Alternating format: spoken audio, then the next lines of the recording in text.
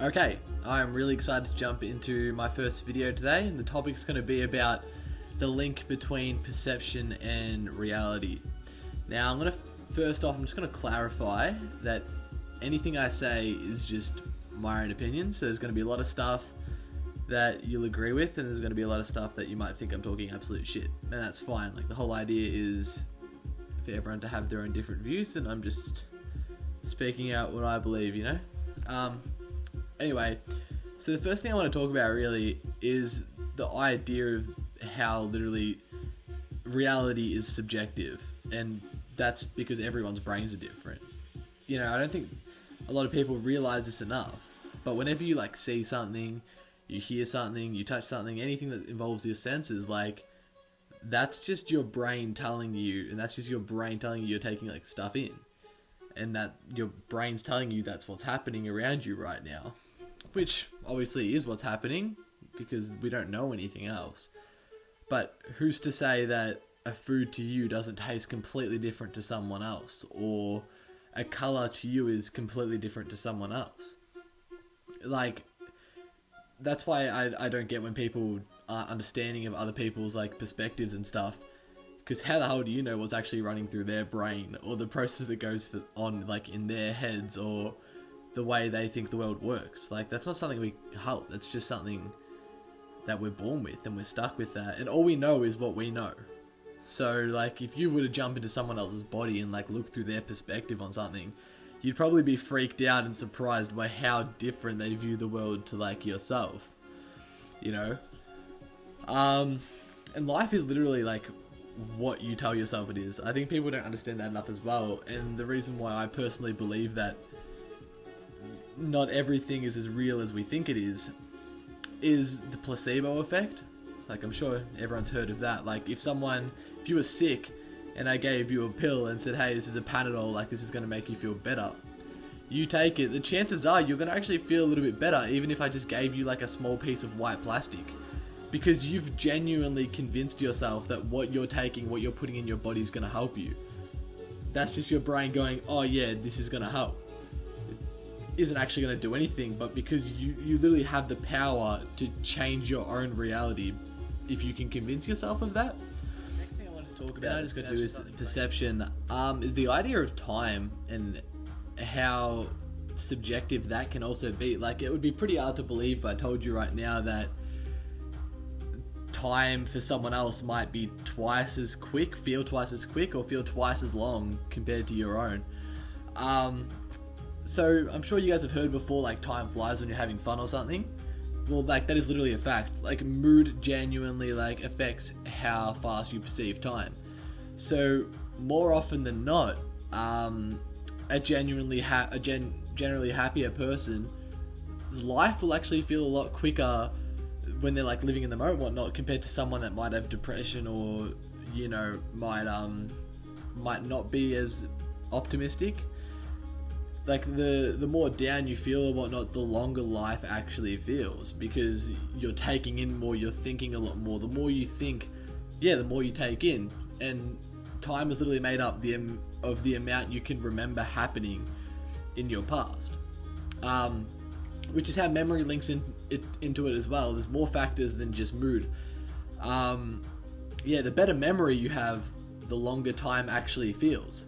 Think about it this way, like, if you had a really bad memory, you always forget what happens every 5 minutes. Obviously, over time, you're not going to remember how much you've even lived. Like, when you get to the age of 70 or something, someone with a really good memory might go, yeah, I did this, and then I did this, and then I did this, and they remember so much stuff. Then you might get to 70 and you'll be like, oh, I did this, and everything else is kind of just a blur. You know, if that's the case, then life will just feel like it's going really quick for you. So there's more factors than just mood, but mood is a big one. Which is also really just a crazy thing to think about. Like, everyone just perceives the idea of how long life is very differently. So some people might say life is really short, some people might say life is really long. Yes, that's just one of the crazy things that is on my mind. And the next thing I wanted to talk about is how much we should trust our own memories. Similar to what I was saying at the start of the video, basically, like, yeah, everything that's in your brain, we kind of have to trust because that's all we know. But we can't just be certain of things. Like, well, memories can get entangled with dreams, for example. Like, have you ever had that moment where you'd be like to someone, oh, do you remember this happening? Like, and then you tell them this story about something happening, and then they'd be like, what the hell are you going on about? That never happened. And then you think they're an idiot because they don't remember it, but maybe you're the idiot because it never actually happened. Like, people think you forget dreams straight away, but they can be recalled. Like, if a memory can be recalled, why can't a dream? Like, you might dream that you went to a theme park or something with a mate and that, you know, the ride got stuck or something, and then forget about that dream, and then years later it comes back to you, and then now you think it's a memory. You know, that shit happens more often than not. People don't realize that. Yeah, you actually remember dreams a lot more than you'd expect to. So, yeah, like, that's how people mistake memories from dreams and whatnot. And the other thing is, yeah, like I was saying before, like, over time, memories get distorted as well. Like, real memories get distorted. You know, you'll remember, it's like Chinese whispers, if you ever played that in primary school or anything. Like, you'll tell yourself in your head, this is what happened. And then you'll tell yourself in your head another time, this is what happened, but it's going to be slightly different from the first time. The more you do that, the more inaccurate your memories become. This is something I'm sure a lot of people know, but I thought I'd bring that up anyway, because I think it's a really cool concept to think about. And yeah, like, the only thing that we can actually really know for sure is happening right now is, well, what's happening right now. Like, we can think we know what happened in the past and whatnot, but that's just our brains telling us that's what happened, and they're not as good and not as, like, effective as we think they'd be. Like, into senses, and the fact that, like, there's only 5 that we have in our body, but, like, that's just all we can take in. Like, for example, alright, we have touch, sight, smell, hearing, and taste. They're the 5 senses our bodies are able to do. But as we know from certain animals, and probably not enough, you literally can't do enough research on this, or there's not enough knowledge to be able to find out. But who's to say, like, those are really only the 5 senses that we have? Or, sorry, not that we have, but, like, that exist. Like, if you were to think about, like, if there was aliens or something, like, and they had another source of communication through a different kind of sense that we can't even comprehend. Like, we can only interact in these ways because that's the only ways our brain can take in these sorts of, like, senses. But, like, what if there was, like, there could possibly be, like, so many other different ones, like, countless amount, like, hundreds of senses that to perceive things happening around us, but we just can't because we don't have those, like, the ability to do that. Like, for example, there could literally be stuff surrounding us all the time, and, like, talking, or, like, in their own way, or, like, interacting, or living a completely different life or whatnot, like, all around us constantly, but we just don't have any senses to observe it. No, I think that's just something crazy to think about, that we only literally know what we can perceive, but there is probably millions, trillions, and, like, God knows how many, like, things out there what we just can't take in. The last thing I wanted to talk about as well in this whole idea of perception and reality and whatnot for this video is how this kind of sounds corny in a way, but in the least corny way possible, that the only thing stopping you is yourself.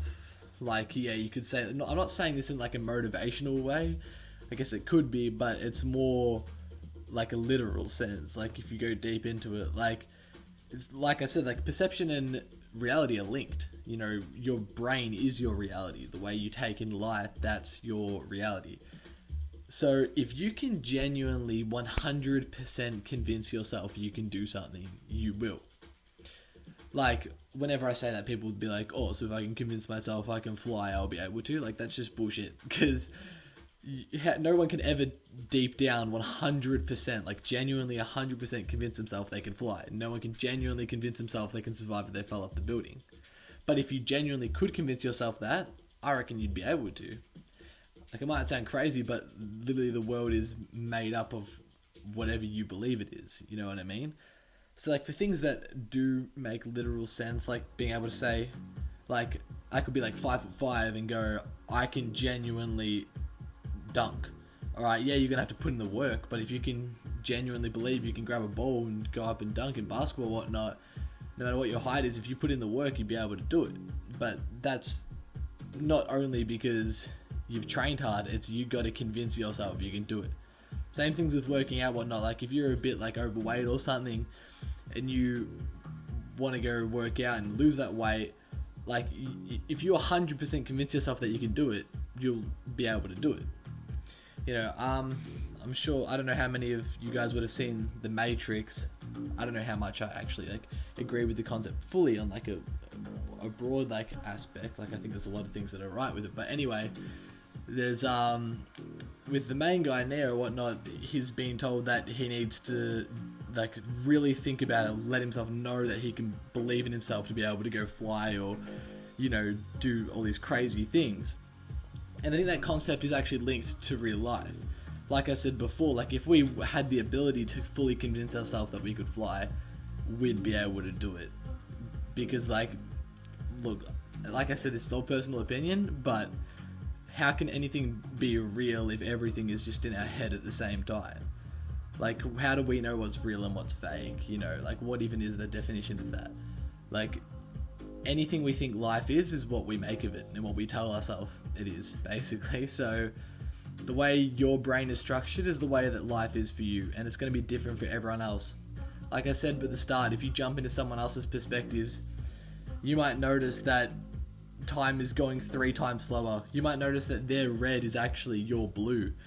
You know, you might notice that the way they hear sounds is so different, and that might be why so many people have so much different taste in music and favorite color or what they enjoy doing. Because how the hell do we not know that they actually just have a completely different outlook on life?